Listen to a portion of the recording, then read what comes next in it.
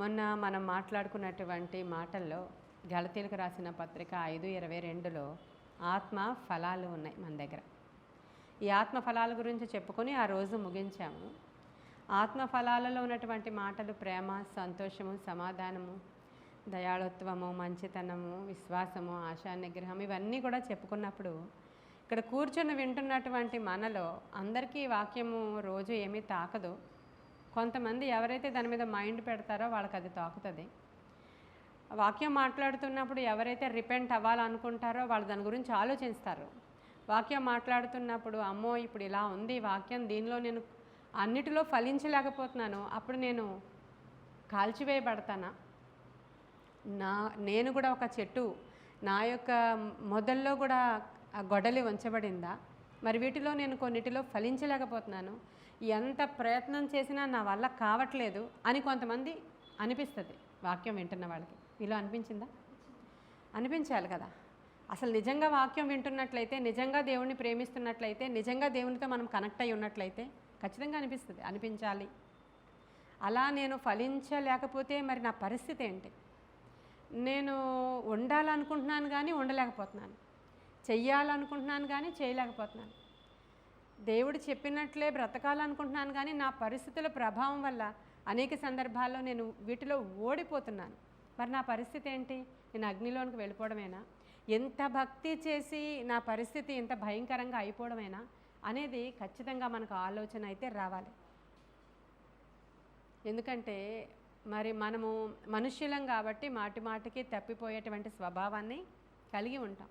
అంటే అన్ని విషయాల్లో తప్పిపోకర్లేదు, ఎవరో ఎక్కడో ఒకటి తప్పిపోవచ్చు. ఇప్పుడు మంచితనం అంటే మనం అంత మంచివాళ్ళమా ఒకసారి ఎస్టిమేషన్ వేసుకోవాలి. దయాళుత్వం ఉంది అంటే దయ అంటే ఏంటి, దయాళుత్వం అంటే ఏంటి, క్షమించే గుణం ఉందా మనలో? మరి దేవుని యొక్క ప్రేమ మనలో ఉంటే ప్రేమ, ఆయన ప్రేమ క్షమించే ప్రేమ, మరి అలాంటి ప్రేమ మనం కలిగి ఉన్నామా? ఇవన్నీ మనం ఆలోచించుకుంటే అమ్మో ఇంతగా నేను లేను, మరి ఆత్మ ఫలాలు ఫలించకపోతే చెట్టు వేరన ఆ గొడ్డలి ఉంచబడింది ఇప్పుడు ఎలా అనేటువంటి ఒక భయం అయితే నిజంగా దేవునితో నడిపింపబడుతున్న వాళ్ళకి రావాలి. అప్పుడు దానికి కూడా దేవుడు ఒక రెమెడీ చెప్తారు, సొల్యూషన్ చెప్తారు. ఇప్పుడు దేవుని యొక్క వాక్యం అంటే ఈ బైబిల్ అంతా కలిపితే మోషే ధర్మశాస్త్రము తర్వాత న్యూ టెస్టిమెంట్ మనకు ఉంటుంది. మోషే ధర్మశాస్త్రము ప్రకారము, మోషే ధర్మశాస్త్రములో ఉన్నటువంటి విషయాలు ఎలా ఉంటాయి, దేవునికి అంటే యేసుక్రీస్తు ప్రభువారు వచ్చిన తర్వాత విషయాలు ఎలా ఉంటాయి.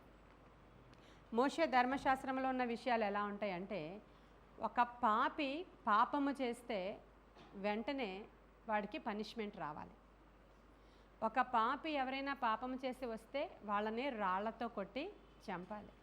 ఒక పాపి పాపము వలన వాడు దొరికిపోతే వాడికి మరణమే శరణ్యం.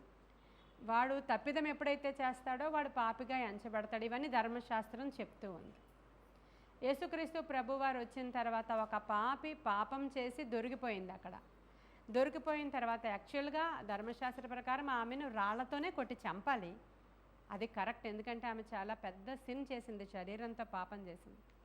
అప్పుడు దేవుడు యేసుక్రీస్తు ప్రభువారు ఏమంటున్నారంటే, ఆయన కృప ఆమెను ఆవరించింది గనుక ఆమె చావక బ్రతికింది ఆ రోజు. కాబట్టి ఇంకెప్పుడు కూడా ఇలాంటి పొరపాటు చేయొద్దు, నువ్వు వెళ్ళిపో, మరలా తప్పు చేయొద్దు అని ప్రభువు చెప్పారు. ఇప్పుడు మనకే కానీ అలా చెప్పారనుకోండి, ఎవరైనా దొంగోడు దొరికాడు మనకి ఇంట్లో, దొరికినప్పుడు మనకి రెడ్ హ్యాండెడ్గా పట్టుకున్నాం వాడిని, పట్టుకున్నప్పుడు వీడికి కానీ పనిష్మెంట్ మనం ఇప్పించకపోతే మళ్ళీ వీడు ఇంకో ఇంటికి వెళ్తాడు. కాబట్టి మనం పోలీసులను పిలిపించుదాం అనుకుంటామా? బాబు ఈసారికి దొరికిపోయావు, నేను క్షమిస్తున్నాను, విడిచిపెడుతున్నాను అంటామా? పోలీస్ స్టేషన్కి అప్పగిస్తాం. యాక్చువల్గా అయితే విడిచిపెడితే వీడు ఇంకో ఇంటికి వెళ్తాడు, మరలా మన ఇంటికే కూడా రావచ్చు మనం లేనప్పుడు అనేటువంటి ప్రమాదం ఉంది. అయితే ఇక్కడ మరి యేసుక్రీస్తు ప్రభువారు ఏమంటున్నారంటే, ఆయన కృప ద్వారా ఆ పాపము చేసిన స్త్రీని క్షమించి విడిచిపెట్టేశారు. అప్పుడు నేను చాలా సందర్భాల్లో ఇలా ఆలోచిస్తాను, ఈ దొంగవాడికి జరిగినట్లు ఆలోచిస్తాను నేను నా స్వంతంగా. ఇలా ఆలోచించి ఇప్పుడు ఆ అమ్మాయిని పంపించేసిన తర్వాత మరలా తప్పు చేస్తుంది. ఎందుకంటే తన నైజము, తన శరీర స్వభావము, తన వృత్తి అదే అయి ఉంది. ఆ అమ్మాయికి ఏ పనిష్మెంట్ ఇవ్వకుండా ఉంటే ఈ అమ్మాయి అలాగే చేస్తుంది కదా. మరి ఈ అమ్మాయిలో మార్పు వచ్చేది ఎలాగా? ఎన్ని వాక్యాలు చెప్తుంటేనే మారట్లేదు, ఇంత భయపెడుతుంటేనే మారట్లేదు, అమ్మాయి మారిపోతుందా అనే డౌట్ నాకుండేది పర్సనల్గా. ఇది ఎలా ప్రభువా అని. కృపను గురించిన వాక్యము ఎవరు బోధిస్తూ ఉన్నా సరే నేను ఇలాగే ఆలోచిస్తూ ఉండేదాన్ని. నిజమే, అది దేవుని యొక్క కృప చాలా గొప్పది. ఇప్పుడు సిలువ మీద దొంగ ఉన్నాడు. ఈ సిలువ మీద ఉన్నటువంటి దొంగ అలాగే చూస్తున్నాడు ఆయన్ని. చూసినప్పుడు ఆయనకు అనిపించింది ఈయన నిజమైన దేవుడు అనిపించింది. యేసుక్రీస్తు ప్రభువారిని ఎప్పుడైతే నిజమైన దేవుడిగా చూసి విశ్వాసం ఉంచాడో అప్పుడు అతడు ఈయనను క్షమాపణ అడగడం జరిగింది. నన్ను నీ రాజ్యంలో చేర్చుకుంటావా అని అడగడం జరిగింది. ఎప్పుడైతే ఆయన వైపు తేరి చూశాడో తన తప్పిదాలు తనకి తెలుస్తున్నాయి. నేనైతే ఈ శిక్షకి అర్హుణ్ణే, కానీ ఈయన శిక్షార్హుడు కానే కాడు. ఈయన దేవుని కుమారుడు, లేదంటే దేవుడు అనేటువంటి ప్రత్యక్షత ఆ దొంగకి కలిగింది. వెంటనే నీ రాజ్యంలో నన్ను చేర్చుకుంటావా అన్నప్పుడు అసలు ఇతను చేసిన తప్పులను బట్టి చూస్తే అతన్ని నిజంగానే సిలువ శిక్ష విధించాలి. కానీ యేసుక్రీస్తు ప్రభువారు ఏమన్నారు, నేడే నాతో పాటు నీవు పరదేశంలో ఉంటావు. అతనికి బాప్తిస్మం లేదు, అగ్ని బాప్తిస్మం లేదు, అతనికి ఏమీ కూడా లేదు, పనిష్మెంట్ లేదు, అసలు అంటే దేవుడి నుంచి వచ్చినది లేదు, ఇక్కడ గవర్నమెంట్ వేసింది ఉంది. నువ్వు నేడే నాతో పాటు పరదేశంలో ఉంటావు అనగానే అది అక్కడ ఆనర్ చేయబడిపోయింది. ఆయన క్షమించబడిపోయినట్లుగా ఆ తప్పిదాలన్నీ కూడా ఆయన కృప ద్వారా క్షమించబడడం జరిగింది అక్కడ. హల్లెలూయా. అక్కడ జరిగింది ఏంటంటే యేసుక్రీస్తు ప్రభువారు దేవుడు అని అతడు విశ్వసించాడు. మొదటి పాయింట్, విశ్వాసము చేతనే కృప ద్వారా మనము రక్షించబడి ఉన్నామంట. హల్లెలూయా. మనమందరం ఎలా రక్షించబడి ఉన్నాం? ఎఫెసీయులకు రాసిన పత్రిక 2వ అధ్యాయము 8వ వచనములో మీరు విశ్వాసము ద్వారా కృప చేతనే రక్షింపబడి ఉన్నారు, ఇది మీ వలన కలిగినది కాదు, దేవుని వరమే. హల్లెలూయా. ఇప్పుడు మనం అందరం ఎలా రక్షించబడ్డామంట? విశ్వాసము ద్వారా, ఆయన కృప చేత. ఆయన కృపను జ్ఞాపకం చేసుకోండి. ఈరోజు కృప చేత మనము రక్షించబడి ఉన్నాము. అది ఏంటంటే దేవుడిచ్చినటువంటి వరం అంట. ఇప్పుడు ఫస్ట్ మనం రక్షించబడుట అనేది నీ ఉపవాస ప్రార్థన కాదు, మీ అమ్మగారి ఉపవాస ప్రార్థన కాదు, నా ఉపవాస ప్రార్థన కాదు, అది దేవుని వరము. దేవుని వరము ద్వారా ఆయన కృపచేత మనము రక్షించబడ్డాము అని పౌలు భక్తుడు చెప్తున్నాడు. పౌలు ఎటువంటి వాడంటే ఆయన గురించి ఆయనే రాసుకున్నాడు ఏమని, నేను పూర్వము హింసకుడను, దూషకుడను, హానికరుడను, పాపులలో ప్రథమ పాపిని నేను. యాక్చువల్గా అయితే నేను చేసిన తప్పిదాలను బట్టి చూస్తే నేను చాలా పెద్ద పనిష్మెంట్కి గురి అవ్వాల్సినటువంటి వాడను నేను. దేవుడు తప్పు చేస్తే ఇప్పుడు ఏం చేయాలి? ధర్మశాస్త్రం ప్రకారం ఇతను ఎంతోమంది ఇంటింట ఒక్క ఇల్లుని కూడా వదిలిపెట్టలేదు అతను. క్రైస్తవ గృహాలు ఎన్నున్నాయో ఇంటింట జొచ్చి ఆ ఆడవాళ్ళని కూడా తీసుకుని వచ్చి, ఆ ప్రెగ్నెంట్ లేడీస్ని కూడా తీసుకుని వచ్చి చెరసాల్లో వేయించి ఎందరో మరణాలకి కారణమైనటువంటి పౌలుని దేవుని కృప ఆవరించి అతన్ని బ్రతికించిందంట. అయితే అతడు అంత పాపి, దుర్మార్గుడు, దుష్టుడు అయిన అతని మీద దేవుని యొక్క కృప అంతగా ఉంటే ఈరోజు మన మీద కూడా దేవుని యొక్క కృప అదే లెవెల్లో ఉంది.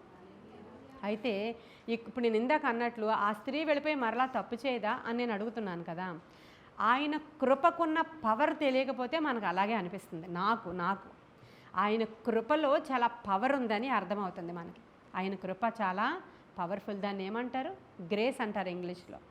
గ్రేస్ అంటే ఏంటంటే అర్హత లేనివాడికి అర్హతను ఇచ్చేదే దేవుని యొక్క కృప.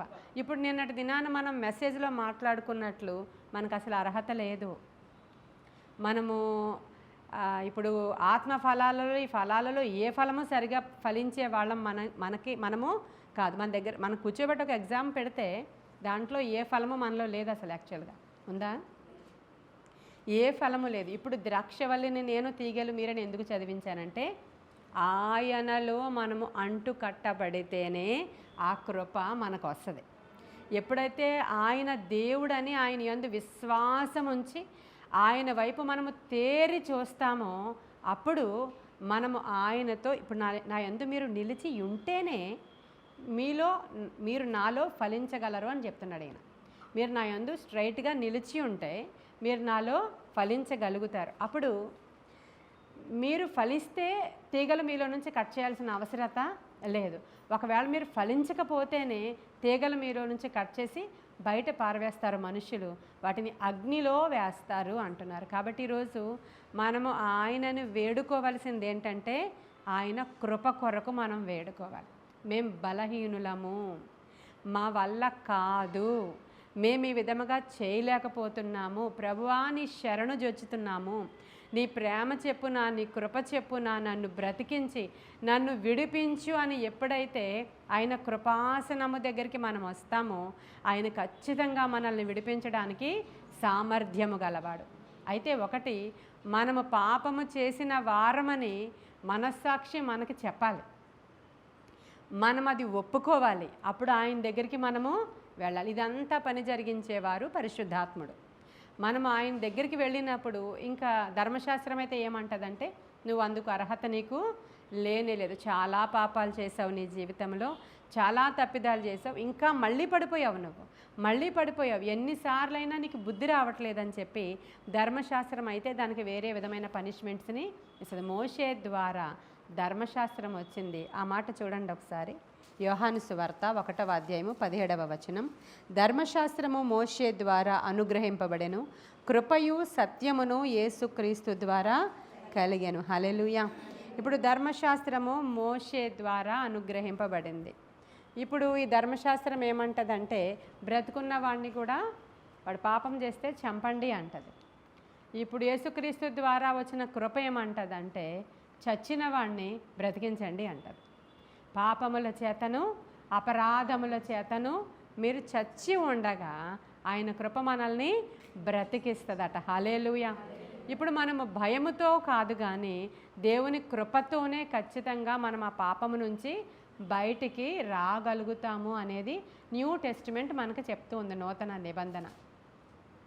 అయితే మరి అస్తమాను పాపం చేయడం, అస్తమాను కృపను వేడుకోవడం, అస్తమాను పడిపోవడం, అస్తమాను క్షమించమని అడగడం, ఇదేమైనా బాగుందా? పాపము ఎక్కడ విస్తరించనో కృప అక్కడ అపరిమితంగా విస్తరిస్తుంది అని రాయబడి ఉంది. అంటే పాపం చేయడానికి ఈ కృప అనేది లైసెన్స్ ఇస్తుందా? మరి ఇక్కడ మనం ఆలోచిస్తే అలా అనిపించట్లేదా మీకు? ఎన్నిసార్లు తప్పులు చేసినా సరే ఆయన కృప ఏం పర్లేదమ్మా, మళ్ళీ వెళ్ళి వ్యభిచారం చేసుకో అన్నట్లుగా కనిపించట్లేదా జనరల్గా మనం చూస్తే?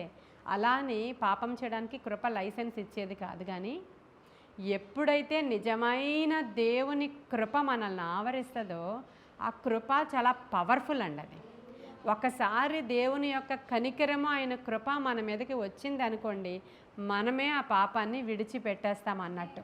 హల్లెలూయా. ఆ పాపము దగ్గరికి మనం వెళ్ళాల్సిన అవసరత ఇంకా కృప పొందుకున్న వాడికి రానే రాదు. అందుకని మనము కృప కొరకు వేడుకోవాలి. ఆ దొంగలాగా దేవుణ్ణి దైవ కుమారుడిగా మన కన్నులు చూసి ఆయన కృప కొరకు మనం వేడుకున్నప్పుడు, అందుకనే కదా భూమి కంటే ఆకాశము ఎంత ఉన్నతంగా ఉందో ఆయన ఎడల భయము భక్తి కలిగిన వారి ఎడల ఆయన కృప అంత ఉన్నతంగా ఉందంట. హల్లెలూయా. ఆయన కృపని ఎలా కొలవాలి అని ఆ భక్తుడు అనుకుంటూ ఏ మెజర్మెంట్తో కొలవాలి ఆయన కృప యొక్క పవర్ని? ఇంత చెప్దామా, ఇంత చెప్దామా, ఈ భూమి అంతా చెప్దామా, మన దేశం అంతా చెప్దామా? అలా కాదు, కొలత లేనంత. ఈ భూమి కంటే ఆకాశం ఎంత ఉన్నతంగా ఉందో అంత ఉన్నతమైనది ఆయన కృప అన్నాడు భక్తుడు. అసలు కృప గురించి అధికంగా రాసిన వాడు పౌలు మాత్రమే. ఆయనకి ఏ యోగ్యత లేదు. ఈ శిష్యులందరూ ఆయన దగ్గర తర్ఫీదు పొందుకున్నారు, ఆయన దగ్గర అన్ని మాటలు నేర్చుకున్నారు. కొన్ని మర్మాలు శిష్యులకే తప్ప ఎవరికీ బోధించలేదు ఆయన. అందరూ వెళ్ళిపోయిన తర్వాత కూర్చోబెట్టుకుని వాళ్ళకి, అవునా కదా, కూర్చోబెట్టుకుని వాళ్ళకి బోధ చేస్తూ ఉన్నారు. అందరూ వెళ్ళిపోయాక ఎవరూ లేనప్పుడు సీక్రెట్గా వచ్చి ఆయన దగ్గర అయ్యా ఇందాక అందరూ ఉన్నప్పుడు ఇలా అన్నావు కదా, దీని మర్మం ఏంటి అని అడిగి తెలుసుకునేవాడు. అవన్నీ కూడా శిష్యులకి స్వంతం. యాక్చువల్గా మేడగదిలో అభిషేకం పొందుకున్న వాళ్ళు కూడా వాళ్ళే. ప్రభు డైరెక్ట్గా మేడగదిలోనికి వచ్చి ఊది పరిశుద్ధాత్మను పొందుకోమని చెప్పిన వాళ్ళు కూడా వీళ్ళే. ఏ యోగ్యత లేదు పౌలుకి. వీటిల్లో దేనిలోని చేరలేదు. అసలు అపోస్తలుడు అనిపించుకోవడానికి కూడా యోగ్యత లేనివాడు అయినప్పటికీ కూడా ఆయన కృప పౌలుని ఎలా ఆవరించిందో ఈరోజు నూతన నిబంధన భక్తులమైన మనము ఆయన కృప ద్వారానే బ్రతికి ఉన్నాము. ఆయన కృప ద్వారానే ఉనికి కలిగి ఉన్నాము. ఆయన కృప ద్వారానే చలించుచున్నాము. కాబట్టి ఈరోజు మనం అడగాల్సింది ఏంటంటే కృప. నాయన ద్రాక్షవల్లివి నీవు, మేము తీగలము. నీ అందు అంటు కట్టబడితేనే కానీ మేము ఒట్టివారమే. మనలో చాలామందికి ఆత్మీయ గర్వం, మనలో చాలామందికి మన ప్రార్థన మీద మనకి ఓవర్ కాన్ఫిడెన్స్. అంటే వాళ్ళ ప్రార్థన గొప్పది, నేను ప్రార్థన చేసేసుకుంటే నేను నీతిమంతురాలుగా అయిపోతా, నేను ఎంత భక్తిపరురాలని, ఎంత ప్రార్థనా పరురాలని, నేనైతే ఏ పాపము ఎప్పుడూ చేయలేదు, నేను అసలు దేవునిలోనికి వచ్చినది మొదలు అసలు అలాంటి వాటి వైపు చూడలేదు, మీరే పాపులు అనేటువంటి ఆత్మీయ గర్వంతో ఉంటాం మనలో అనేక మంది. నిజంగా ఈ వేలో వెళ్ళేవాళ్ళం అలా ఉంటాం మనం అనేక సందర్భాల్లో. నూతన నిబంధనలో ప్రభు ఏమంటాడంటే అటువంటి పాపుల్ని ఆయన కృప ఆవరించి వాళ్ళని ఖచ్చితంగా సేవ్ చేస్తుందంట ఆయన కృప. హల్లెలూయా. కాబట్టి మనం అర్థం చేసుకోవడానికి చాలా పెద్ద సబ్జెక్ట్ అనమాట ఇది. నాకే అర్థం కాని సబ్జెక్ట్ అది. నాకే అని ఎందుకన్నానంటే చాలా రోజుల నుంచి దీని మీద నేను రీసెర్చ్ చేస్తూనే ఉన్నాను. ధర్మశాస్త్ర సంబంధమైన పనిష్మెంట్స్ అంటే టిట్ ఫర్ టాట్ అనమాట. అది చేసినందుకు మనం కొంత పనిష్మెంట్ అనుభవించాల్సి వస్తుందేమో, అప్పుడే కదా లెవెల్ అవుతారు ఈ మనుషులు అనుకుంటూ ఉంటాను నేను ఎక్కువగా. అలాగే జరుగుతూ ఉంటుంది కూడా. మనకే తెలిసిపోద్ది, ఏదైనా మనం తప్పు చేయగానే మనకే తెలిసిపోద్ది, మనకే ఆ పనిష్మెంట్ వచ్చినట్లు, చిన్న సిక్నెస్ వచ్చినట్లు, లేకపోతే మన ఇంట్లో ఏదైనా నష్టం వచ్చినట్లు, ఒక దొంగతనం ఎక్కడైనా చేస్తే ఇంకొక మన ఇంట్లోనే ఏదో మన చేతుల్లో పోయినట్లు, ఇవన్నీ జరుగుతాయా లేవా? ఇవన్నీ కూడా దేవుని యొక్క జడ్జిమెంట్స్ అనుకుంటూ ఉంటాం. నిజమే, దేవుడు అలాగునే చేస్తూ ఆయన కృపను విస్తరింపచేసి మరలా పాపము తట్టు మనము తిరగకుండా ఉండగలిగేలాగా చేసేదే కృప. అది మనము నమ్మినప్పుడు కృప గురించి ఎక్కువగా మనం వేడుకోవడం మొదలు పెట్టాలి. ప్రభువా, నీ కృప లేకపోతే నేను వట్టిదాననే, నీ కృప నాకు అది నేర్పించాలి. పౌలు ఎలా అయితే ఒక్కసారే నీ యొక్క దర్శనం పొందుకోగానే ఏ విధముగా నీ తట్టు త్రెప్పబడిపోయాడో, తరువాత అతని తల మీద సేవకులు వచ్చి అభిషేకం చేయాల్సి వచ్చింది, చేశారు. ఆ తర్వాత పౌలు కూడా వెళ్ళి 40 days ఫాస్టింగ్ ఉన్నాడు, అరేబియాకి వెళ్ళిపోయాడు అక్కడ కొండ దగ్గరికి. ఆయనదంతా తర్ఫీదు పొందుకొని వచ్చిన తరువాత ఎప్పటికీ మర్చిపోలేదు ఆయన, నేను అసలు మంచివాడిని కానే కాదు, కానీ ఆయన కృప ఎలా అయితే నన్ను బ్రతికించి నన్ను వాడుకుంటుందో అలాగే పాపులందరినీ కూడా ఆయన వాడుకుంటాడు. వాళ్ళందరికీ నేను సువార్త ప్రకటించాలి అని ఆయన ధ్యేయం ఏంటంటే కృపను గురించి ప్రకటించడం ఆయన మొదలుపెట్టాడు. హల్లెలూయా. ఆయన తిడతాడు కూడా పేతురుని ఒక సందర్భంలో, నువ్వు నటనేమీ చేయకు, వాళ్ళ దగ్గరికి వెళ్ళి భోజనం చేస్తున్నావు కదా, నిన్నెవరైనా చూసినప్పుడు ఎందుకు మళ్ళీ నటించి వీళ్ళతో వీళ్ళల్లాగా వాళ్ళతో వాళ్ళల్లాగా ఉన్నావు, ఆ విధంగా ఉండాల్సిన అవసరత లేదనే గద్దింపు కూడా పౌలు ఆ యొక్క అపోస్తలుడైనటువంటి పేతురుకు ఒకసారి గద్దిస్తాడు.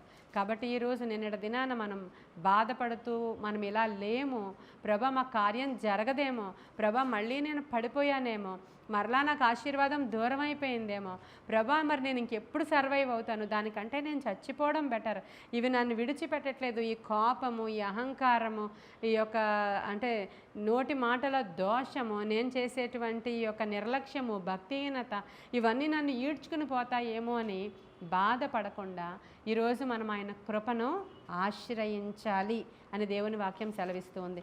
1 కొరింథీయులకు రాసిన పత్రిక 5వ అధ్యాయము 10వ వచనం చదువుదాం. నేను 9వ వచనం నుంచి చదువుతున్నాను. ఏలయనగా నేను అపోస్తులందరిలో తక్కువ వాడను, దేవుని సంఘమును హింసించినందున అపోస్తులుడు అనబడుటకు యోగ్యుడను కాను, అయినను నేనేమై ఉన్నానో అది దేవుని కృప వలననే అయి ఉన్నాను. మరియు నాకు అనుగ్రహింపబడిన ఆయన కృప నిష్ఫలము కాలేదు, కానీ వారందరికంటే ఎక్కువగా ప్రయాసపడినది నేను కాను, నాకు తోడయ్యున్న దేవుని కృపయే. హల్లెలూయా. ఈరోజు మనం అడగాలి, ప్రభువా నీ కృప నాకు తోడుగా ఉంటేనే కానీ నేనేమీ కూడా చేయలేనయ్యా. ఇదివరకు 10th స్టాండర్డ్లో మార్క్స్ 30-33 వచ్చిన వాడికి గ్రేస్ మార్క్స్ అని కలుపుతూ ఉండేవారా లేదా? వాడు యాక్చువల్గా ఫెయిల్ అయిపోయాడు, ఇప్పుడు ఈ ఇయర్ వాడు ఫెయిల్డ్ అయిపోతే నెక్స్ట్ ఇయర్ వాడు ఇంటర్లోనికి వెళ్ళలేడు. అంతే మాత్రమే కాదు కానీ చాలా అవమానం, 10వ తరగతి పాస్ అవ్వలేదు. వాడి ఫ్యూచర్ అక్కడ టర్న్ అయిపోద్ది. ఇంక వీడిని తీసుకెళ్ళి ఏ మెకానిక్ షాప్లోనో, ఏ పెయింటింగ్ షాపులోనో, లేకపోతే ఏదో కూలి పనికో తండ్రి తీసుకెళ్ళి అప్పగించేస్తాడు. అదే వీడు పాస్ అయ్యాడు అనుకో, ఏదో కష్టపడి గవర్నమెంట్ కాలేజీలోనో ఇంకో చోట పెడుతుంటారు. అంత టర్నింగ్ పాయింట్ ఉంది 10th అక్కడ, అంత టర్నింగ్ ఉంది. ఈ రోజుల్లో కాదులేండి, ఇదివరకు దినాల్లో మనం చూసినప్పుడు అసలు ఇంకా ఎక్కువ ఛాన్సెస్ లేకుండా, మళ్ళీ రాసే విధానం లేకుండా, మళ్ళీ ఇంక వీడి భవిష్యత్తు ఇక్కడే టర్న్ అయిపోద్ది. అయితే వీడు పెయింటరా, లేకపోతే మెకానికా, లేకపోతే కూలి పనికి వెళ్తాడా, ఏదో అయిపోద్ది అక్కడ. అలాంటి వాడికి 2 మార్కులు కలిపి దానికి వాడిని పాస్ చేయించారనుకోండి, ఆ మార్కుల పేరు ఏమంటారంటే గ్రేస్ మార్క్స్ అంటారు. హల్లెలూయా. గ్రేస్, దాని పేరు గ్రేస్ మార్క్స్ అంటారు దాన్ని. ఇప్పుడు అలాంటి వాళ్ళమే మనము యోగ్యులం ఎంత మాత్రం కూడా. నీ భక్తి చేత, నీ శక్తి చేత నిన్ను దేవుడి స్థలంలో కూర్చోబెట్టలేదు, నీకు ఇంత పాటలు నేర్పలేదు, నాకు ఇంత వాక్యం నేర్పలేదు. ఏదో చాలా మీ ఇంట్లో అందరిలోనూ చాలా గొప్పదానివి, చాలా నీతిమంతురాలివి, చాలా భక్తి పరురాలు గనుక ఇక్కడ కూర్చోలేదు నీవు. ఆయన 2 మార్కులు కలిపితే ఇక్కడ కూర్చున్నావు. ఆ 1 మార్కు కలిపితే నేను ఇక్కడ కూర్చొని బోధించడానికి నాకు అసలు ఏ యోగ్యత లేదు, అసలు ఏ అర్హత కూడా లేదు. అసలు బయటికి వెళ్ళి ఉద్యోగం చేసే కెపాసిటీ నాకు లేదు. వచ్చింది ఉద్యోగం, కానీ అంత క్యాపబుల్ పర్సన్ నేను కాదు. అసలు మామూలుగా ఇలా కూర్చొని మాట్లాడే అర్హత కూడా నాకు లేనే లేదు. మరి తల్లి గర్భంలో ఉండగా ఆయన రూపించుకున్నాడు. ఆయన కన్నులు నన్ను చూసి అర్హమైన పాత్రగా చేయాలనుకున్నాడు. లేకపోతే ఇంకో 2 మార్కులు కలిపి నన్ను ఇక్కడ కూర్చోబెట్టాడో, అప్పుడే నేను ఇక్కడ సేవకురాలుగా కూర్చున్నాను. ఎప్పుడో ఆయన కృప నన్ను ఆవరించింది, ఎప్పుడో అప్పుడు నేను సేవ చేయగలుగుతున్నాను.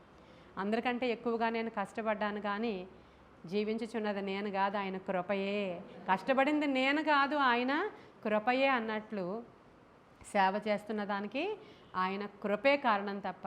ఒకప్పుడు నేను అనుకునేదాన్ని ఏమనంటే, నేను ఎన్ని ఉపవాసాలు ఉంటానో, ఎంత చదివాను బైబిల్ని, ఎంత డెడికేట్ అయ్యాను, ఎంత నిష్టగా ఉంటానో గనుకనే నేను ఈ స్థితిలో ఉండగలుగుతున్నానని నేను అనుకుంటున్నాను. కానీ ఆయన కృప ద్వారా మాత్రమే నేను ఇక్కడ ఉన్నాననేది మాత్రం సత్యము అని తెలుసుకోవడానికి దేవుడు చాలా మార్గాల గుండా తీసుకెళ్తాడు. ఆయన నీవు వేస్ట్ అని చెప్పే వరకు తీసుకెళ్తాడు. అవును ప్రభా, నా వల్ల కాదు, నా ప్రార్థన వల్ల కాదు, నా ప్రయాస కాదు, దేని వల్ల కాదు, కానీ నీ కృప ద్వారానే మేము కార్యాలని చూడగలము. హల్లెలూయా. కాబట్టి ఆ విధముగా ఈరోజు మనము మరి ఎలాగా దేవుని కృప ఈ తాగుబోతుల్ని మార్చాలి, ఈ తిరుగుబోతుల్ని మార్చాలి, ఈ తిండిబోతుల్ని మార్చాలి. ఇవన్నీ కూడా అవలక్షణాలే. మనం ఆయన కృపకు అప్పగించుకుందాం వాళ్ళని. నీ కృపతో వాళ్ళని దర్శించే ప్రభా. పేర్లు చెప్పట్లేదు, యూట్యూబ్లో వెళుతున్నాయి కాబట్టి. మన చర్చిలోనే ఒక అమ్మాయి వాళ్ళ హస్బెండ్ విపరీతంగా తాగేస్తున్నాడు, చాలా విపరీతంగా తాగుతున్నాడు. అసలు ఇంకా ఎంత భ్రష్టుడు అయిపోయాడంటే, ఎక్కడో పడిపోతే అర్ధరాత్రి ఈ అమ్మాయి కారు వేసుకొని వెళ్ళి ఆ అబ్బాయిని ఆ బార్లోంచి తీసుకొని రావాల్సిన పరిస్థితి వచ్చినంత భయంకరంగా తాగుతూ ఉన్నాడు. అన్యుడు, విగ్రహారాధికుడు. ఏం చేయాలో తెలియట్లేదు, చాలా ఇబ్బందికరంగా. అమ్మాయి 3 గంటలకు లేచి ప్రార్థన చేయడం మొదలుపెట్టింది, మనకు రిక్వెస్ట్ ఇచ్చింది. మనం కూడా ప్రార్థన చేశాము, ప్రార్థన చేస్తూనే ఉన్నాం. అసలు తాగుబోతులు మారతాడంటే ఇంపాసిబుల్. అవన్నీ కూడా ప్రార్థన చేస్తూ ఉంటే అసలు ఎంత మాత్రం నేను మారను. ఈరోజు తాగకపోతే అది అసలు సొసైటీలో అసలు వాళ్ళకి గుర్తింపే లేదు. తాగితేనే వాడు ఈ సొసైటీలో ప్రస్తుతం ఉన్నటువంటి హైఫై మ్యాన్ అనమాట. లేకపోతే వాడొక పల్లెటూరు వ్యక్తి, అసలు తాగకపోతే వాడు మనిషే కాదు అన్నంత నాలెడ్జ్తో ఉన్న అతను. అటువంటి వ్యక్తి సడన్గా చెప్పాడంట, తాగుతుంటే నేను అన్కాన్షియస్ అయిపోతున్నాను, తాగడం మానేస్తున్నాను అని చెప్పి మానేశాడు. హల్లెలూయా, హల్లెలూయా. ఏదైనా చేయ సామర్థ్యము గలవాడు ఆయన, ఏదైనా చేయగలడు, కథ మొత్తం మార్చగలడు ఆయన. ఈరోజు ఎవరైనా ఊహిస్తారా అదే? ఎవరైనా ఊహిస్తారా అదే? వీడిని జీవితంలో మార్చలేమేమో, ఎలాగా అనుకుంటున్నారు.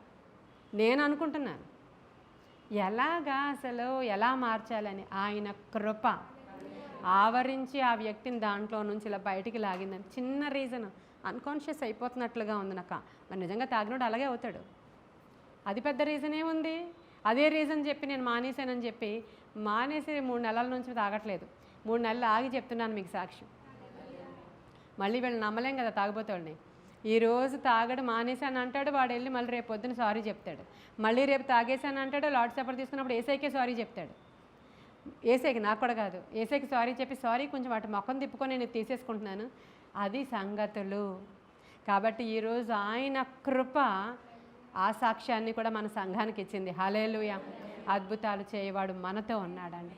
కాబట్టి దేవుని కృప ఎప్పుడు ఎవరిని ఎలా ఆవరిస్తుందో ఖచ్చితంగా తెలియదు. ఆయన ఆకర్షించుకోవాలి. ఆకర్షించుకున్నప్పుడు అది జరుగుతుంది. ఈ రోజు నుంచి మనం ఆయన కృప కొరకు మనం వేడుకోవాలి. కృపను గూర్చి న్యాయము గూర్చి నేను పాడతానయ్యా అన్నాడు కీర్తనాకారుడు.